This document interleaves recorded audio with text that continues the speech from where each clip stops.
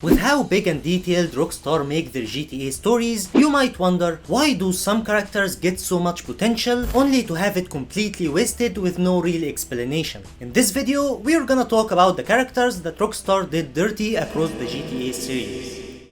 Ryder. Ryder had a strong presence in the early parts of GTA San Andreas. He helped CJ, was a close friend, brought humor, and felt just as important to the story as Big Smoke and Sweet. But when it came to the betrayal arc, it suddenly became all about Smoke. And yeah, Ryder was literally the first one you see in the betrayal scene. But CJ, he only talks about Smoke. Just watch, homie. What the fuck? Oh, no. Shit, Smoke, what you into? Shh, that's it. Look at that ride. Shit, Smoke? Crash making you sell us out? Hey, where you been? Caesar called and showed me some shit. It's Smoke. He in deep with 10 penny and some balls. He sold us out. See what I mean? Ryder wasn't even mentioned when CJ brought the topic to Sweet, even though CJ early saw him there during the betrayal with Tenpenny.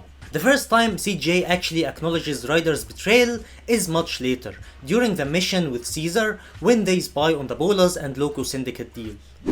Ryder, you shermhead! This business is bigger than any gang, is it? Ryder, little bitch! Which makes it feel like this was originally meant to be the actual reveal of Ryder's betrayal, so maybe Ryder wasn't supposed to appear during Smoke's betrayal cutscene at all, and they just added him in later. That could explain why CJ keeps focusing on Smoke, because Ryder's inclusion wasn't originally planned.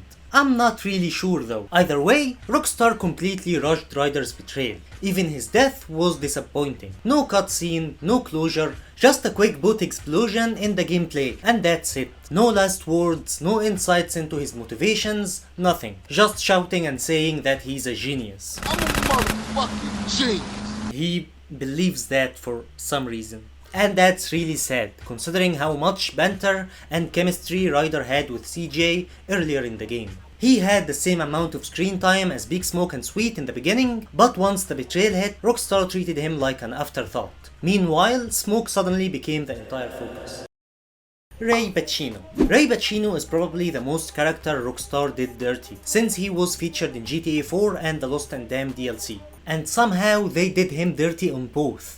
GTA 4's perspective. In GTA 4, Ray Boccino is there for a huge chunk of the second half of the game. He's mainly a mission giver for Nico, but you can clearly see the potential for his character. He's the one who gives Nico the whereabouts of Bernie Crane, aka Florian Kravitz, which makes him the first person in the story to give Nico a real lead on his personal revenge journey. That moment alone shows he's powerful. Maybe even the most powerful person Nico had interacted with up to that point. But before I get into how Rockstar killed him off, let's take a look at how they built him up. Ray appears or calls you in 16 missions. That's more screen time than Dimitri, the game's main antagonist. It's about the same amount as Paki. Right? Wrong. He even appears more than Paki himself. In fact, if we are talking purely about presence in the story, Ray has the third most screen time in the entire game, right after Nico and Roman. And that's just the main story. In the DLCs, Ray becomes even more important. He's arguably the character who plays a major role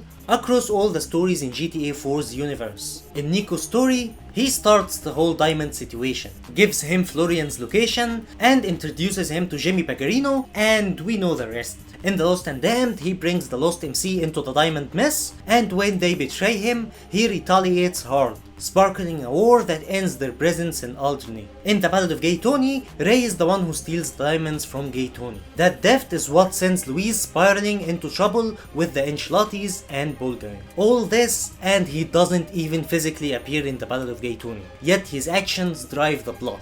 So yeah, Ray Boccino is huge. He's the backbone of the Diamond storyline and the thread connecting all three characters. Without him, none of it happens. Now let's talk about how Rockstar handled his death. At the end of GTA 4, Pagarino suddenly tells Nico to kill Ray. Why? Because he suspects him of being a rat. No proof, just paranoia. Somebody got to my people! So, what are you going to do about it? I don't know! I gotta shut someone up and show people I mean business! As you see, Pagarino doesn't even try to justify it properly. He just says he wants to send a message. I mean, use WhatsApp or something. Okay, sorry, that's the lamest joke.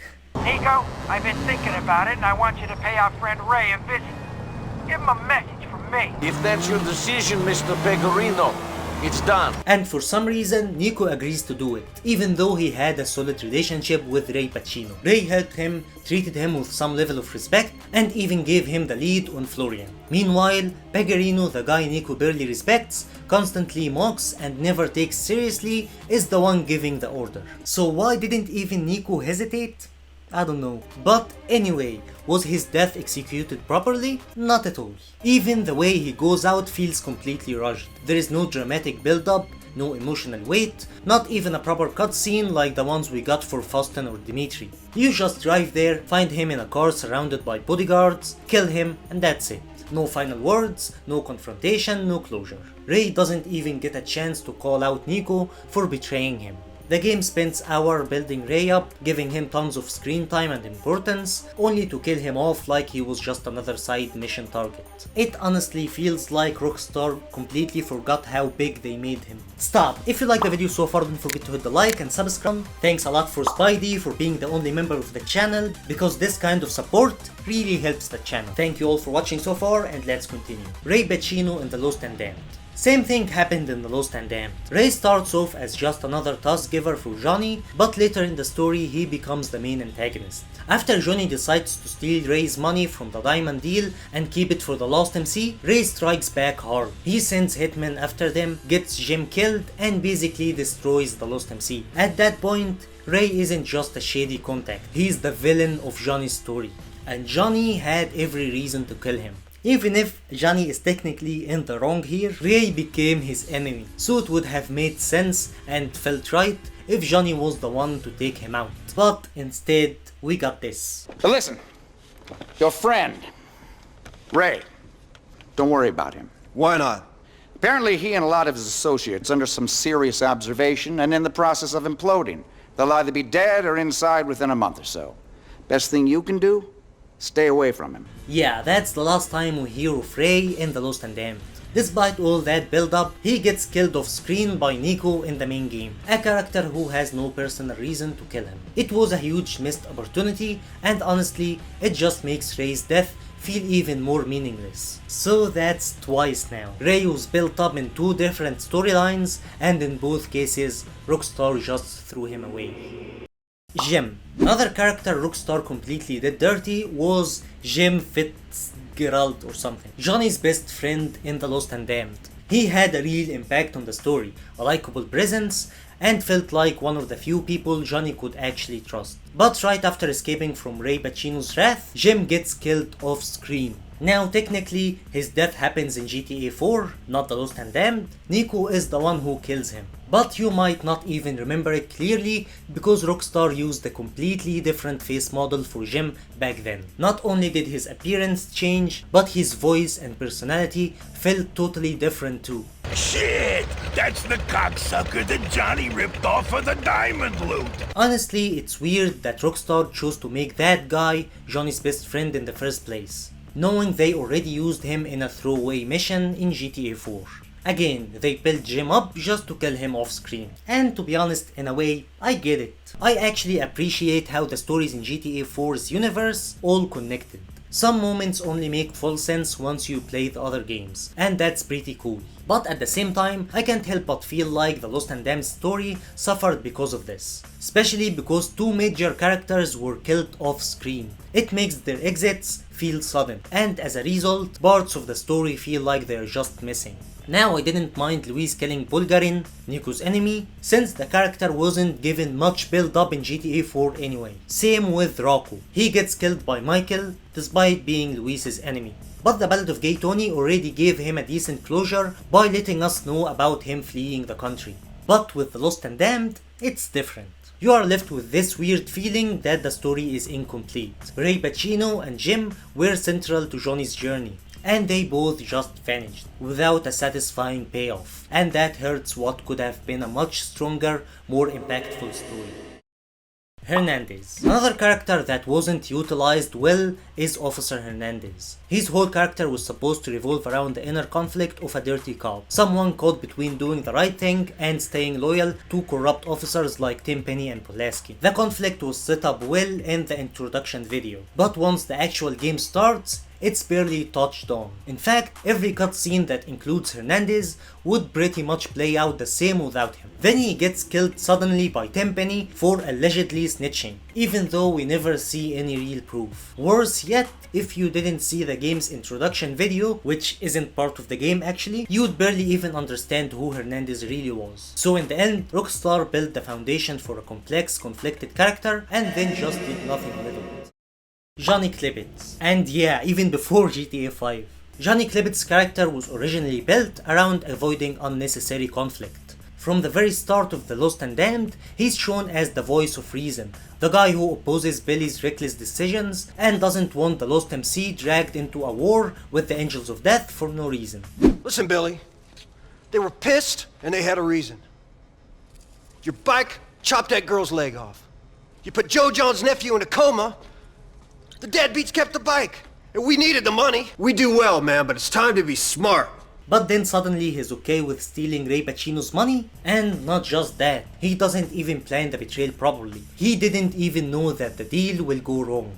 So he just improvised when Luis showed up. This felt completely out of character. Johnny, the pragmatic level-headed leader who's always thinking ahead, suddenly makes the worst decision in the game. And the result? Jim is killed, the Lost Clubhouse is burned down, the entire chapter is forced out of Alderney. It's safe to say Johnny's move was more destructive than anything Billy ever did.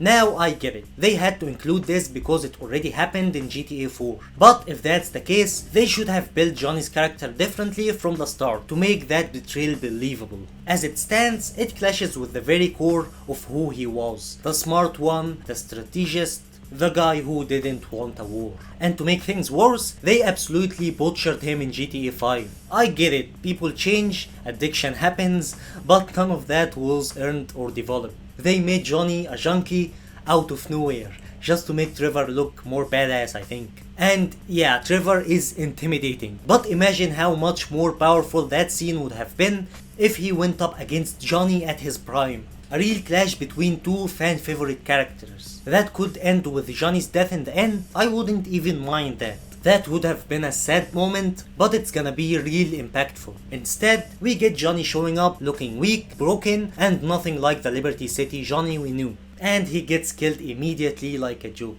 Fucking my girl, man, it's wrong. Even his presence in GTA V felt weird. I wasn't really a fan of the redesign, and yeah, I ranted about that also in this video right there, where I talked about how I don't like the redesigns of the characters who appear in other games, because they really change a lot. I mean, look at Brucey, come on. Thanks a lot for watching, don't forget to hit the like and subscribe. Huge thanks to Spidey, and I see you guys in the next video. Peace!